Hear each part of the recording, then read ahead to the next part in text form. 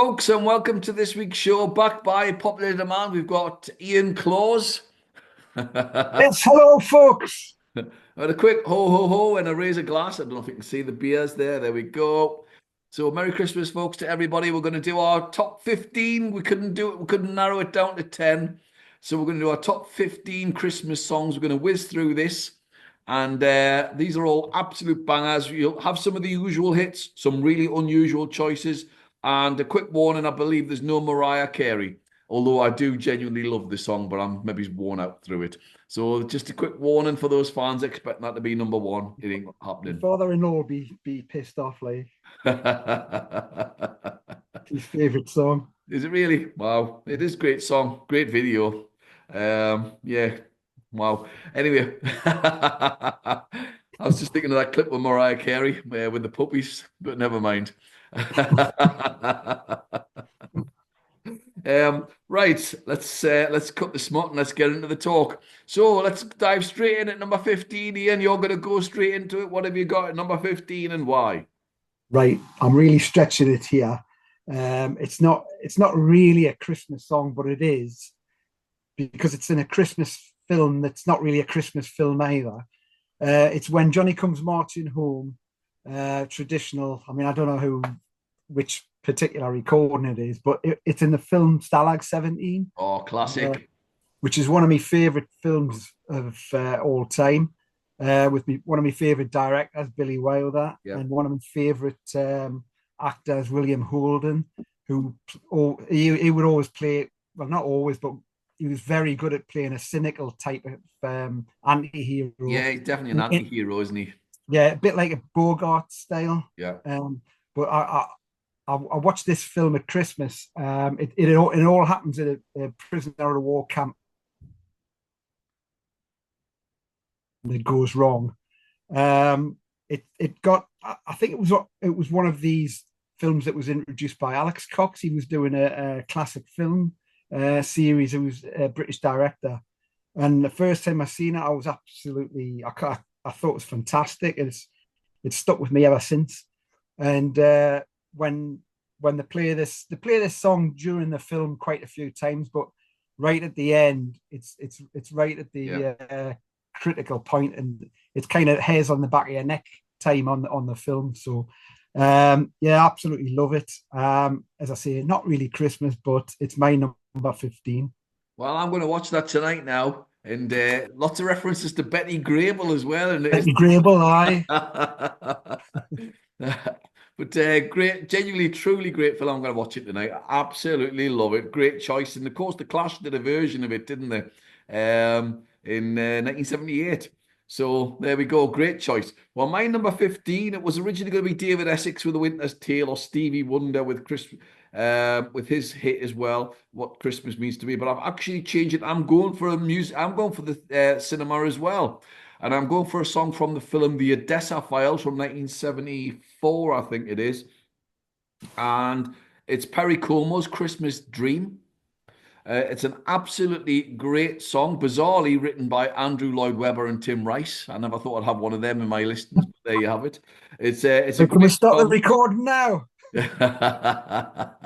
It's a great tune. It's what the Scandinavians sort of call a Schlager song. It's like a big sing along, and Perry Como was obviously renowned for the Christmas album that he had as well, with some great songs on, of course.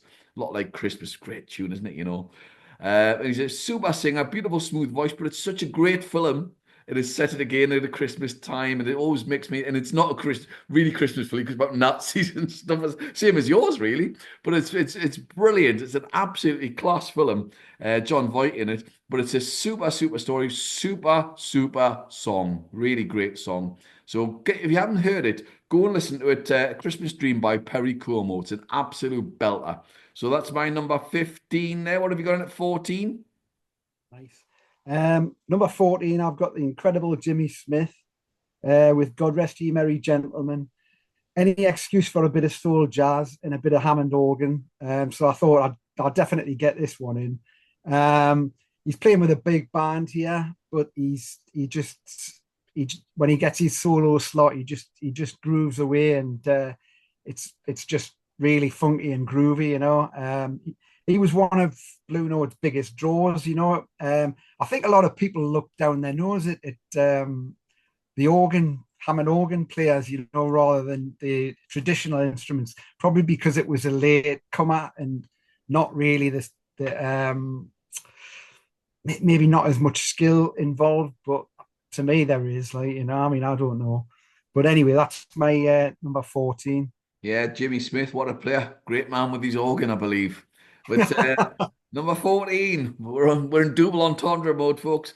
My number 14 is the Ramones, and I've got Merry Christmas, I Don't Want to Fight. Bizarrely released as a B-side in 1987 from the great track I Want to Live. It's absolute corker as well. But I love it. Joey Ramone song. Got the superb lyrics. All the children are tucked up in their beds. Sugar plum fairies dancing in their heads. And I think that's a great song, great imagery. Joey Ramone was a top man, top writer as well. Dead underrated. His lyrics are superb, but it's classic Ramones. It's all out. It's dead catchy. It's almost got that sort of Beach Boys, poppy, punky groove that they have that they nailed better than anybody else, and it's just super catchy. And fits in with the themes of the Christmas thing as well. The whole sometimes Christmas can have arguments, of course, and it just works brilliantly. So Merry Christmas, I Don't Want to Fight, the Ramones. That's my number 14. So what have you got at 13, Ian? 13. I've got well, I was going to have Thank God It's Christmas by Queen, but I decided to go for this one instead, which is Thank God It's Not Christmas, by the Magnificent Sparks, Ron and Russell Mael, who are one of my favorite bands, and It's on the Kimono in My House album, isn't it? brilliant album, brilliant Yeah. album. Well, I mean, I came to this song quite late on. I don't know how long ago it is since when I first heard this, but obviously the first time I listened to that album. But prior to listening to the album, I don't think I'd ever heard it as a single. But it's got the usual operatic chorus in it. It's just great. It's typical Ron Mael writing, and I think it's just a great one to listen to. Great song, great band. We saw Sparks recently in the Albert Hall as well, didn't we? Which is an incredible, Yeah, it was really brilliant. remarkable gig. Great band, great album. My number 13 is Frankie Goes to Hollywood, The Power of Love, which originally wasn't really a Christmas song, but the video is because it's a depiction of the nativity story. So it goes hand in hand. It's one of the rare songs where I associate the song with the video, and I don't do that with many songs. Two Tribes, bizarrely, another one by Frankie is the one that I do that as well, which is a great video. But if you haven't checked it out, go and see it, folks. It's remarkable. But it's a great song, beautiful lyrics. The singing is magic. Holly John's got a beautiful voice. It's lovely. It sort of drags almost, but beautifully. And there's a lot of space on the song as well. And of course, we had three songs at that time, Power of Love, within this very short period. You had Power of Love by Jennifer Rush, and then the Huey Lewis Power of Love, another good song as well, actually. Yeah. But all different in some respects, but this one's the best one. Power of Best, Love, yeah. Frankie Goes to Hollywood. I think it was their third number one. I think they're the first band to do that in terms of it's just consecutive hit, like straight in at number one hits. I think we're the first band since the Beatles. It might have been Slade, but I think it was them. But yeah, what a great song. So my number 13, Frankie's Power of Love, Magic song. It Ian, it also mentions the Hooded Claw, yes, which from Penelope Pit Stop. Which is there's great. a place just for that. Yeah, absolutely superb. Oh, my light's just gone off there. Ian, what have you got in at Yes, number Sid. 12?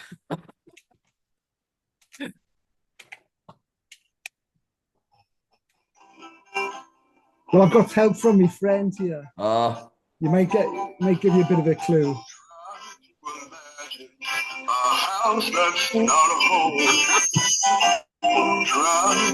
He's gone.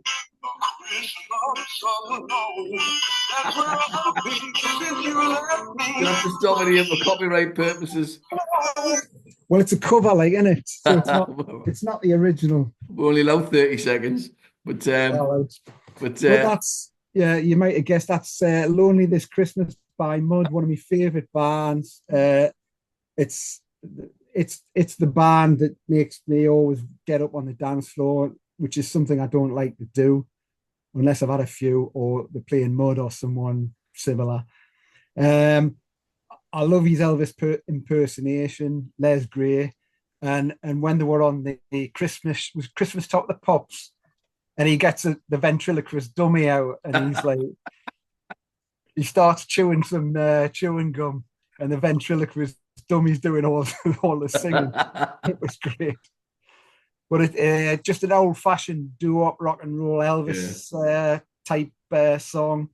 Um, what isn't to like about it? You know, I love it. Yeah, great song. I mean, I have to say, I could have put Tiger Feet in there because I always remember Tiger Feet on the Top of the Pops Christmas special, Aye. which was just amazing with all the tinsel and all the band doing the amazing dances, as of which you and I have sort of cleared dance floors on numerous occasions with. Just brilliant. Great choice. Well, my number 12 is another song with its tongue firmly in its cheek, and it's The Darkness with Christmas Time, Don't Let the Bells End, which is just brilliant. Great, proper old-fashioned rock tune, which goes back to the 70s, you know, the great guitar lick at the beginning. Super. It's got everything that you would want in a classic Christmas song. You got the guitar hook, you got the kids singing, you got the sleigh bells going on. And of course, any song that gets the phrase "bell end" into Christmas is remarkable. But even more so, I didn't realize that they had the phrase "ring piece" in it as well. Which, Oh, it's mental. hey, it's I just, never twigged. I they never must have twigged. roared laughing when they were recording that, and it got a number two. It was just great, absolutely great. Oh, Well done to them. that's like a bunch of schoolboys, isn't it? Yeah. Trying to get oh It's just well done to them for that. It's just superb. So it's just a dead catchy song. Though more importantly, it's a really great Christmas song. I absolutely love it. It was the first one I've heard this Christmas. Funnily enough, it came on yesterday in the car, so that was the first Christmas song I've heard over at all. It's been quite late this year to play Christmas songs, which has been nice. So what have you got at number 11?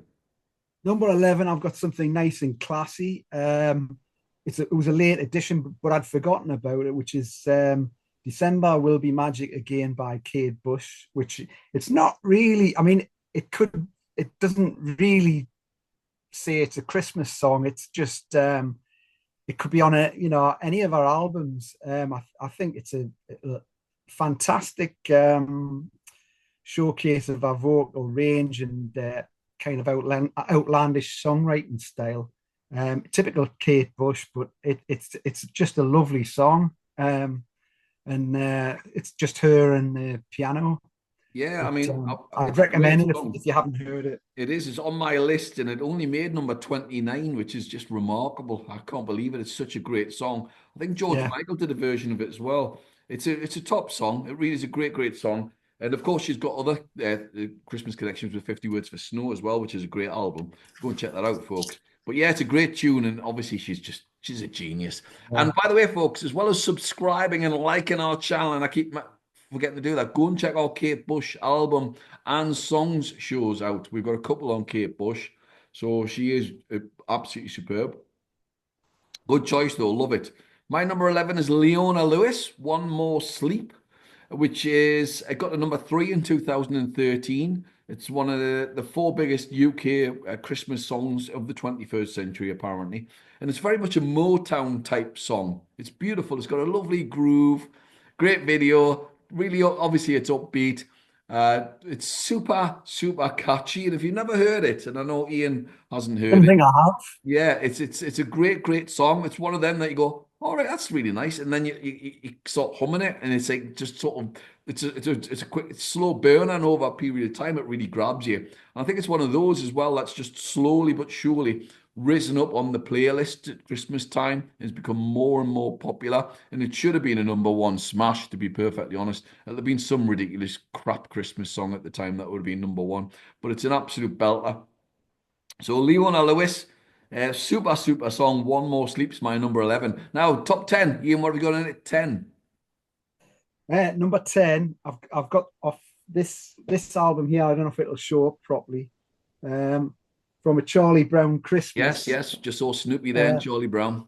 yeah, it's Vince Guaraldi, who was a jazz composer, and it's a really classy jazz album. It's some the it's a trio, and it's superb music. It was originally shown obviously with a kids show, at the Christmas special for Charlie Brown Christmas.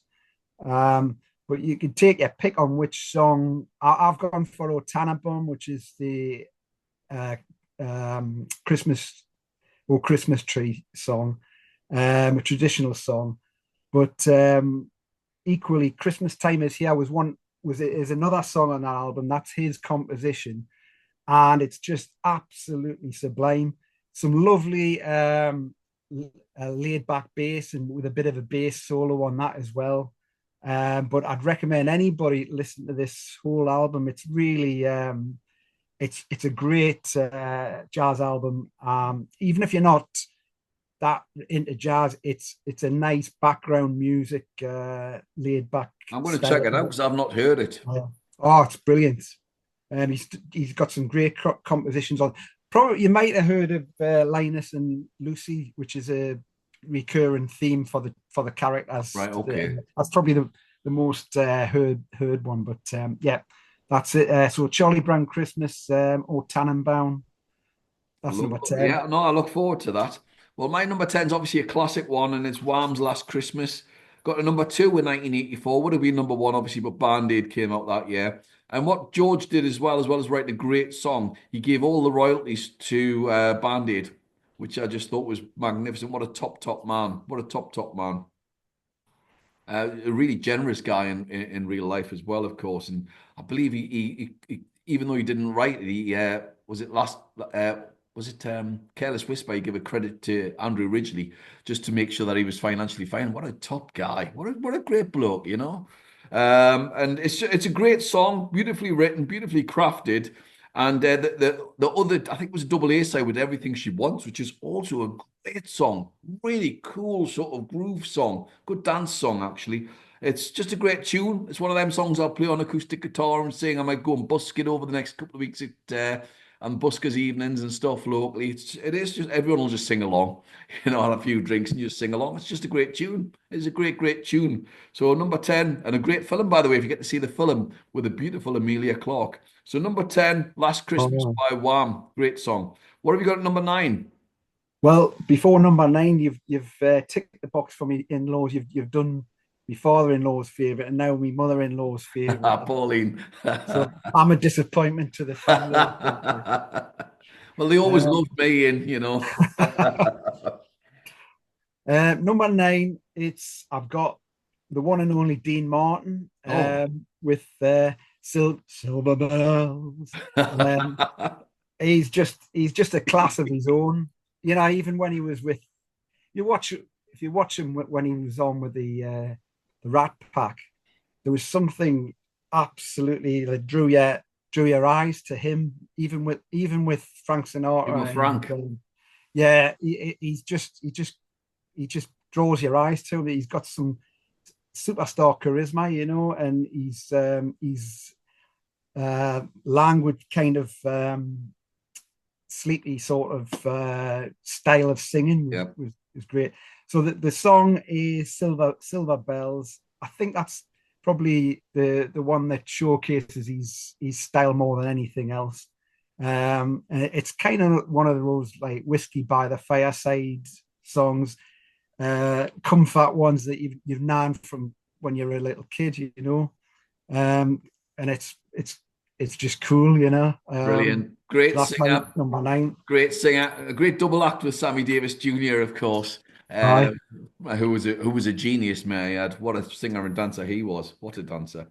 My number 9 is Wizard. I wish it could be Christmas every day, which is just a brilliant song, of course. And 1973 came out the same year as the Slade song, and bizarrely only got to number 4, which I find remarkable. Superb video with everybody dressed up as like sort of little Christmas sort of presents and what have you. Roy Wood, and you got the little school choir there doing the back end vocals, and Roy Wood's very funny with them. It's great. It's a lovely song. dead catchy, isn't it? It's just, it's not Christmas without hearing that absolute banger. And Roy Wood, great singer, songwriter, of course, with The Move, and then went on to ELO for a very short while. And then, of course, he was in Wizard as well. And he's got that huge wall of sound that he employs, obviously from Phil Spector, and he does it so well. What a guy, what a songwriter. So yeah, my number nine is Wizard, featuring the great Roy That, Wood. that was number four, did you say? Nine. It was only got to number four in Number 1973. Because I just assumed it was the same year as Slade, right? I just assumed it must I, have been number I two. assumed it was number two, and I was wrong. Uh, I've got a horrible feeling it was something like Jimmy Osmond or something, which my parents bought us, and I wasn't very happy. Even at that age, I knew it was rubbish. So can I just put that out there? But yeah, terrible. Anyway, what have you got at number eight? Number eight, I've got Jimmy Osmond with it must. Oh, sorry, Bob Dylan with "It Must Be Santa." Uh, this is a good feel good song. It's hilarious. Great. It's one of these songs that you stick an extra line on every chorus, and it just gets. If you're drinking and you try to sing this song, it's mental. It's a good fun.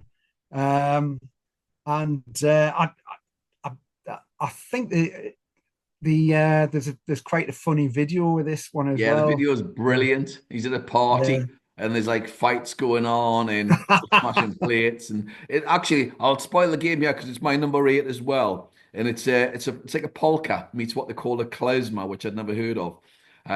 Which I think is which is an old is it I can't remember what it is now, but it's a klezmer and it's fun, it's bouncy, it sounds a bit like the Pogues as well.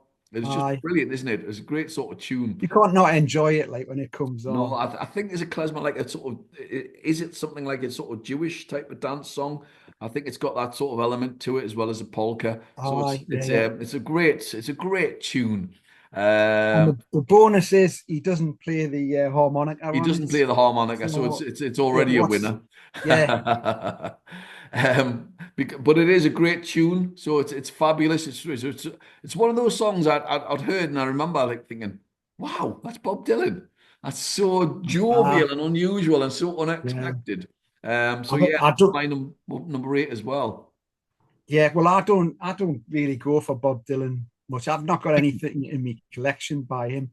Doesn't really do it for us. I Oh, think he's that got a load of great I think albums. the harmonica puts me off. Yeah, he's got some greater albums. Honestly, I'll send you a list of some that without the harmonica on.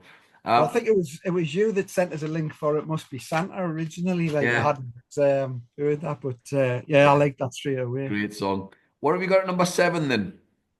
Number seven, I've got the one and only Tom Waits with their Christmas card from a hooker in Minneapolis. Like you Not do. exactly as you do, right? Yeah. It's great to include Tom Waits because he's one of my favorite artists, but it's just that sleazy, gritty, grounded, telling a story. Is it on Foreign Um, Affairs? sorry, Is it on Foreign Affairs? it's on Blue Valentine, Blue Valentine, is it? which is a brilliant album, like very good. But it's tinged with sadness and desperation and humor.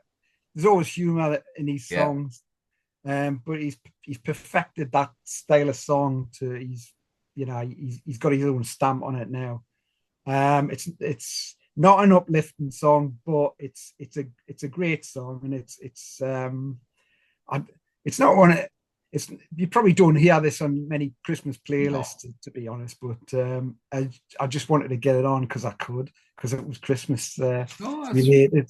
absolutely fair enough. It is a great song, though. It is a great song. Well, my number seven, I bought this in 1982, and it's David Bowie and Bing Crosby. It's recorded in 1977. A couple of weeks later, Bing was dead, and he'd already just done a show with Mark Bolan on the Mark Show, and a couple of weeks later, he was dead. So Bowie was sort of almost banned from TV for a while, I suspect. But it's a great song, got number three, and I love it. It's a little drummer boy with the sort of other refrain of Peace on Earth, which is fabulous. So the two vocals mix beautifully because being obviously a great singer and of course Bowie, beautiful singer as well, and they both work so well. I mean, they've got this little cod, cheesy sort of intro when they talk about like kids and stuff, and Bowie talks about his son Duncan at the beginning, and it's a bit cheesy, but you know what? It really, really works. That's the whole point of Christmas, isn't it? To have a huge bit of cheese to go with it, you know, and it just works so, so well. And it's lovely, beautifully well meant song, fantastic singing, great counterbalance in terms of the melody. And yeah, I absolutely love the song, absolutely love it. So yeah, that's my number seven, David Bowie and Bing Crosby. Little, I quite like Bing Crosby's "I'll Be Home for Christmas." Like yeah, great it's song. Great, he's a great not singer. a media thing, but I do like that song as well. So what have you got at number six? Right, I've at number six. I've got I've Clarence Carter with the raunchy Backdoor Santa. Uh, it's hilarious. When I heard this song, I thought it wasn't on my list, and it was on the radio, and I thought Yeah. this has got to be on. This has to be on. It's just the filthy lyrics, like it's he's up to no good. He's the husband's away, and he's round the house That's right. paying the kids off to go and buy some sweets and all that. So yeah, the lyrics are outrageous, but it's a great kind of bluesy, funky rhythm and bluesy tune. You can't not like this. No, It sounds. It's not really the spirit of Christmas, but no, it's a great song. My old band used to do this. We used to do the BB King version, and we used to die with it. People didn't know it. People just look and stare at you, saying, "We're going to do something called Backdoor Santa," which of course has a sort of connotation to it. connotations are. And people would just stare at you. And but it was a great song. BB King's version's brilliant. I only know the BB King version. I don't know the Clarence Carter version. And Oh, give it a no, I listen. will. Give I'll it a have to give it listen a listen. because he keeps he'll deliver a line about like what he's going to do, and then he finishes off with ho ho ho. Brilliant. And he was married to Candy Staten. I didn't know Oh, that. was he really? I didn't know that. Yeah, Great singer. yeah, yeah. But it That's a didn't great. last long. It's a great choice. It's not one that people would be expecting. Backdoor Santa, Clarence Carter. It sounds Check the funny BB just King you version out, saying that. folks. It's Like, brilliant. BB King, great singer and song guitarist, of course. Amazing guitarist. Right, my number six is Chris Rea, Driving Home for Christmas, written in 1978. I absolutely love this. It's a little jazz tinged sort of tune. He wrote it in 78, but didn't release it until 86. And even then, it wasn't much of a hit. Didn't really hit the charts much at all. In fact, subsequently, it's got to number 10, and that's as high as it's ever got. But I just love that jazz lounge feel to it. It's just beautiful, you know, and it's happy yet melancholic at the same time, which I love. So he's talking about going back to Middlesbrough rather than because he's in London at the time recording, and I love that. And a bit of a shout out as well to my good friend John Love, whose family are friends with the Ria family. So just put that out there as well. nice. Yeah, John's yeah, but yeah, it's um. It's just a great song. It's a great song, and it's really smooth, and it's one of them that's a real grower, isn't it? It's not like it's just Oh, belting like Slade or anything like or Wizard, but yeah. it's just got this lovely sort of feel, and my kids love this one. You know, yeah, it's just a lovely song, top song, and Chris Rea's voice is beautiful. I love that husky sort of gravel that he's got on it. So that's my number six. What have you got at number five, Ian? Number five, I've got 2,000 Miles by the Pretenders. Oh, lovely. I never tire of this one, and when you hear it on the radio at Christmas, it just sort of yeah, we're here now. Um, it's it's it's really classy, and I was surprised to find it wasn't Jane Sonnyman Scott playing on it, the jangly guitar, Yeah, sounds like it, Um, doesn't it? yeah, it does. It's very authentic Pretenders. It's one of their best songs, I think, but then they've got a lot of Yeah, best they've got a songs lot of on it great as well. songs. Yeah, But yeah, it really is it really is Christmas time when you hear this. And Um, it was a song written as a sort of memorial to James Honeyman Scott, who'd passed away. I Uh, hadn't realised that. yeah, Like, beautifully, beautifully. I mean, Chrissy Hines, a truly great songwriter and an incredible singer. And we saw her just a few weeks ago. And in her 70s, our voice is still sounds the same. And it's an amazing instrument she's got. She's truly one of the greatest singers of all time, in my opinion. What a voice! What a voice! What a songwriter! But yeah, beautiful. And again, you can hear that melancholy. A lot of the great Christmas songs have that melancholy. yeah, He's gone. I yeah, think is the opening line, isn't it? Two yeah, yeah. miles away. So yeah, beautiful. What a great choice that is, Ian. Great choice. Well, my number five is Nat King Cole, Christmas song. There are four different versions of it. I didn't realize that. You I think thought there was one. Yeah, there are like four different versions of it. Released originally, I think it was 1946. I think it was just after the war. Nat King Cole, one of the great singers, and he died so young. I mean, what a voice! His voice is One's like velvet. velvet. Oh, Yeah, velvet. When you see a velvet voice, I think of Nat King Cole. There are a couple yeah. of others you can throw in there. Obviously, Frank Sinatra, Matt Monroe's another one I'd throw in. But his voice is like velvet. It's beautiful. It's so rich and deep and warm and chestnuts roast. It's just amazing, isn't it? An incredible voice. Um, and Ray Charles's hero as well, because he wasn't just a great singer, he was a great piano player, which people seem to forget as well. An incredible musician, he really was. But this is the archetypal Christmas song, isn't it? It really is. This and White Christmas are the two archetypal Christmas songs for me, and it really is amazing. And I've got it at number five. It could easily be number one. All of these could easily be number one. But this it's just great. It's perfect. What you can't ask for more. Nat King Cole. But There we go. so does that beat BG and the Bears version? It does beat It's BG in the Bears version, That's yeah. the first time I heard the song on a Christmas special for BG and the Bear. For all you BG and the Bear fans out there, I'm sure there's loads of you. But yeah, that's the first time I heard it. What dear me. What have we got at number four? Number four, I've got Stop the Cavalry by Jonah Louie. Um, this is one of them that it's when are people going to stop playing this? Probably never. Yeah. It's a it wasn't really a Christmas song at first, but they chucked the Sally Army band and some sleigh bells on, didn't they? Because he Well, it's got mentioned that hook. It's just yeah, brilliant. anti-war song, very quirky, on similar line, similar feel to the always in the kitchen at parties, vocal delivery, that sort of thing. But I first remember listening to this round the breakfast. We used to have breakfast together, in the kitchen Yeah. before, and the radio was on with Terry Wogan. This came on, and kind of everyone's looking at each other. Oh, this is great, isn't it? Yeah. So it was a family hit. El Tel was Um, great as well. Yeah. I and I think it was number three behind two John Lennon songs. So it's obviously the year that he'd been Yes, shot. 1980. So Lennon was shot dead on December the 8th, unfortunately. Yeah. Yeah. And I think it was Woman in Imagine, if I remember rightly. Somebody can I correct me if I'm wrong, mind I you. can't remember which way around it was, but Yeah. didn't they both get a number one, Woman They might and have done. They Imagine? might have done. I love I can't Woman, by the way. I remember. think it's a great song. I bloody hate it, but that's another story. Lennon genius. But yeah, great song. He Well, went, it's my number four as well, Ian.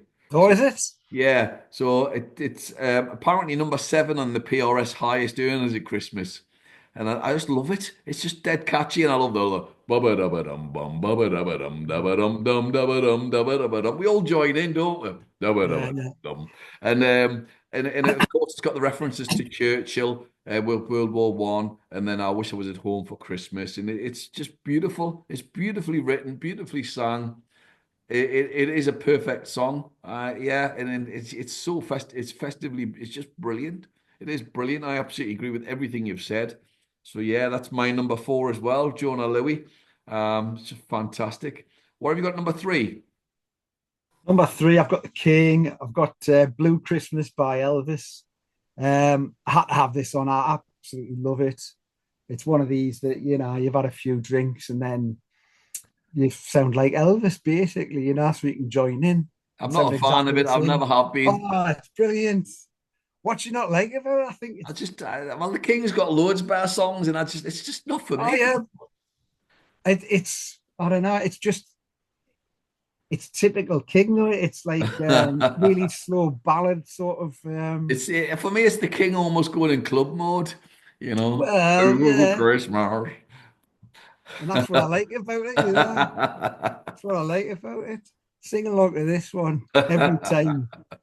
It's great. I sing along with Nicky when we're like parties and that. In fact, I always know which ones to put on just to get him to start singing. Oh, brilliant. This is one of them. Um, but yeah, it's number three. Yeah, well, I love the King, as you know, but not for me. My number three is the guy who used to play the King, I believe, in a play or something like that, and that's Shakin' Stevens. Merry Christmas, everyone, which is just a great song. It's so catchy. It is. It was his last number one of the 80s, and he had four number ones. He was massive. People forget how big he was in the 1980s. He was always on He's telly, like one. absolutely huge. I think he's up there with, I think it was like him, Eurythmics, and Madness, like the biggest sellers of the 1980s in the UK. Just huge. He didn't release it due to the fact that Band-Aid was coming out. So he left it for a year. And it worked out for him because he got the number one in 1985. And it's just superb. Dave Edmunds produces it. Yeah. It's one of them songs that if you'd asked me 10 years ago, I'm not even sure it would have been my top 15, but it's just got it seems to get catchier and catchier every time I hear it. And I love watching him doing it when they show the old top the pops clips now when he does that stupid dance, when he's on his toes at the end and Oh, and everyone's like clapping along. is It's a fantastic song. has he got the old Christmas jumper on and Yeah, all? and he's Yeah. on a sort of yeah, on either singing in the crowd or he's on the sort of I think he's on a doing a sleigh ride at some point on the video. But it is a great song. It is an absolutely great song, truly great song actually to make my top five. And so that's Shaky. Merry Christmas, everyone. It's just fantastic. Merry Christmas. Right. Anyway, we've got number two. Number two, of this when this comes on the radio, it's definitely Christmas, and the missus tells us to turn it up like it's Fairy Tale in New York, Pogues and Kirsty McCall. Yeah, I love this one, but I didn't like it at first. I just thought, oh, nah, it's all right, it's all right. But as the years go on, I think sometimes I'm a bit reticent to think, oh, yeah, this will not, or this will be a classic, or this won't be a classic. Um, at the time, I just thought, nah, this won't be a classic. And then I realized year after year, it got into us. It's like an earworm thing, but Yeah. in a nice way. And it's a feel good song about a couple who are hopeless and can argumentative and they get on each other's nerves and that they're frustrated at life and that one of them's held the other one back and they are where they are. But Kirsty then, McCall's brilliant on it. She's a super, yeah, was a super singer, bless her. sure was I. But it warms up as it they start off by slagging each other off, Yeah. but then it gets warmer and warmer. And I think by the end, Shane McGowan's deliver some great lines that are sort of heartwarming, and you think, yeah, yeah, Sadly, not they're not playing in mushy, certain but they're like, places now, isn't it? Which is terrible. It's not played in sorry, certain what's that? places now. It's just because of the odd word, which just makes no Oh, it's sense to me at all.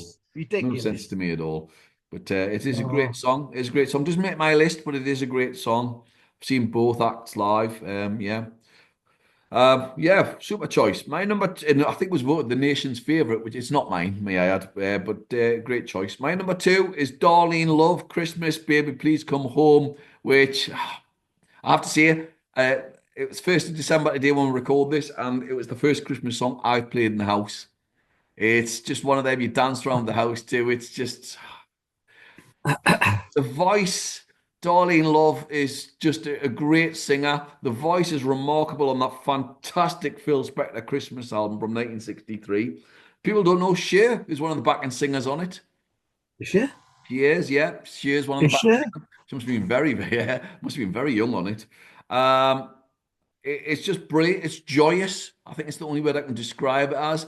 And for many years, Darlene Love would perform this every year on some American TV show, and she'd get up and stand on the piano and sing along, and have various famous people in the band. You'd have some of the E Street Band and all that playing, because it sounds like the E Street Band as well, doesn't it? Who based themselves on the Phil Spector sound, of course, at times. Springsteen being a huge fan of that, and it just sounds amazing, and her voice is incredible. She's just a great, great singer. Yeah, she's absolutely superb. I love her voice. Absolutely You get love her voice. you get songs appearing on all the Christmas films, don't you? Yeah. You know, the I mean, you got Spectre. all of them. You got Rudolph the Red-Nosed Reindeer. I saw Santa kissing. They've got all of the songs on there. You could pick any song from it, really. But this is the one that jumps out to me. Darlene Love's magnificent voice. Yes, wow. The pleading at the end, baby, please come on. And it's got that beautiful tinge of melancholy in it as well as the Yeah. beautiful joyous aspect of it. And that's what I really love. So yeah, that's my number two. What have you got in at number one? Number one, you've already mentioned this one. It's Chris Rea, friend of John Love, a family friend. Family friend, Um, yeah. Well, his son is a family. Yeah, go on. all right, isn't it John that was it mate of Liam Neeson and all? Yeah, well, yeah, yeah. They used to Huh? do teacher training together. Friend of the stars, like. Newcastle.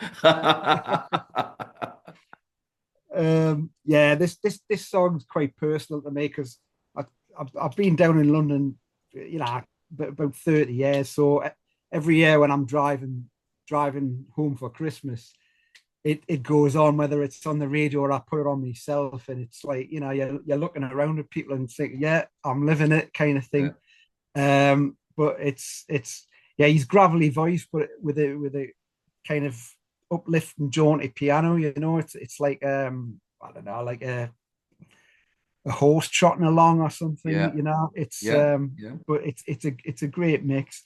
And I hadn't heard this till I heard it on the best of Chris Rea, Yeah, maybe 20 odd years ago. yeah, because it wasn't a hit, you know. Nah.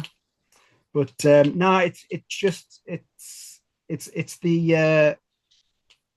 the feeling of coming home and what it means to you, And a mate of mine said he was just about to pack up on his career, and he'd given it his best shot, and he was about to kind of give up. But I think this was one of the songs that kind of um, made his name.